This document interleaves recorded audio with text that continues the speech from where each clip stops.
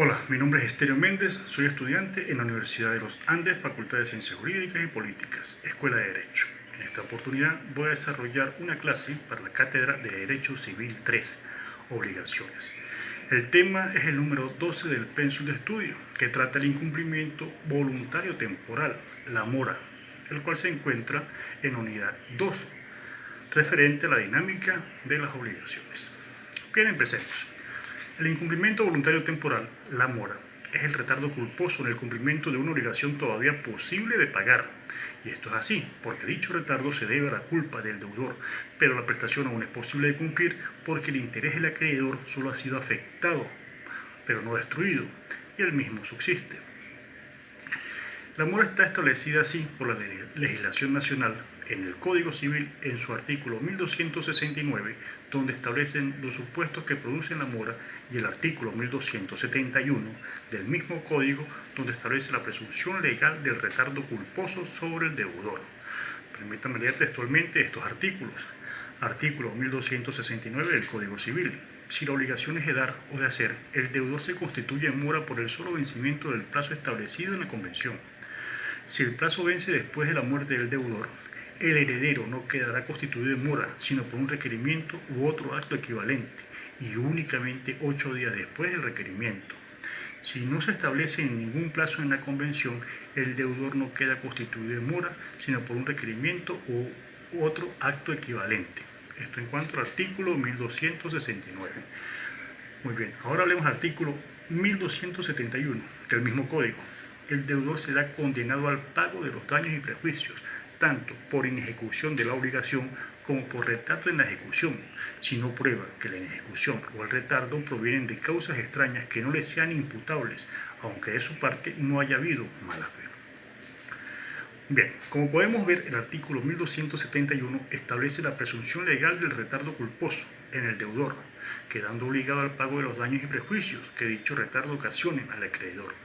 El mismo artículo impone la carga de la prueba en el deudor para demostrar la existencia de una causa extraña que no le sea imputable, en cuyo caso el retardo no constituirá mora. Bien, ahora hablemos de las clases de mora. Son dos. Tenemos la mora accipiendi y la mora solvendi. La mora accipiendi es la mora del acreedor. Y en cuanto a la mora del acreedor, es necesaria la existencia de unos requisitos que están establecidos en el artículo 1306 y siguientes del Código Civil.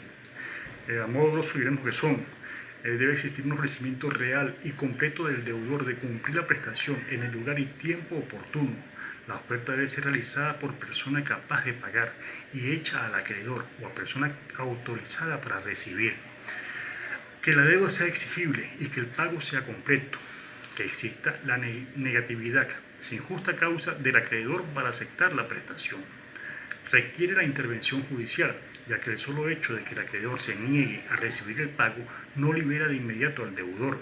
Este debe seguir el procedimiento de la oferta de pago y del depósito establecido en el artículo 819 del Código de Procedimiento Civil. Sin embargo, este procedimiento no es necesario en ciertos casos, como lo son cuando el acreedor ha manifestado de manera expresa e inequívoca su voluntad de no recibir el pago, en las obligaciones de hacer que no impliquen la entrega de una cosa, cuando se requiera un acto previo del acreedor para que el deudor pueda cumplir con la obligación. En estos casos se configura un tipo específico de causa extraña, no imputable, que exime la responsabilidad del deudor, denominado también hecho del acreedor.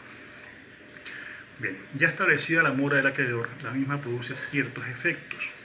Excluye los efectos que produce la mora del deudor. Los riesgos los soporta el acreedor, como lo establece el mismo artículo 1306 del Código Civil. La indemnización de daños y prejuicios moratorios no está a cargo del deudor, sino del acreedor, además de los gastos que éste hubiera incurrido.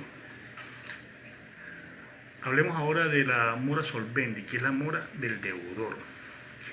Esta es el retardo culposo imputable al deudor en el cumplimiento de su obligación y, como ya dijimos, se encuentra establecido en los artículos 1269 y 1271 del Código Civil. La obligación en sí misma debe cumplir ciertos requisitos para la constitución en mora del deudor. Y estos son que la obligación debe ser válida, cierta, líquida y exigible. El cumplimiento de la obligación debe ser posible y subsistir el interés del acreedor en que le sea cumplida. Es necesario un retardo injustificado o imputable al deudor. Es necesaria la interpelación o requerimiento del acreedor. Sin embargo, la interpelación o requerimiento del acreedor no es necesario cuando la ley o el pacto lo declara expresamente. Permítanme definir el término de la interpelación o requerimiento para su correcta interpretación, y este es el acto o llamamiento que hace el acreedor a su deudor para que proceda a cumplir con la prestación y dar lugar a la extinción de la obligación, y tiene su fundamento legal en el mismo artículo 1269 del Código Civil, ya que señala que si la convención no se ha establecido un plazo, el deudor no queda en mora, sino por un requerimiento u otro acto equivalente. La interpelación será la regla general del requerimiento. La mora del deudor produce ciertos efectos. El deudor queda siempre obligado a cumplir y el acreedor podrá exigir en todo tiempo el cumplimiento. Pago de daños y prejuicios que deberán ser probados por el acreedor, excepto en los casos que la mora establezca presunciones de daño, como el caso señalado en el artículo 1277 del Código Civil. Lo leeré textualmente. Artículo 1277.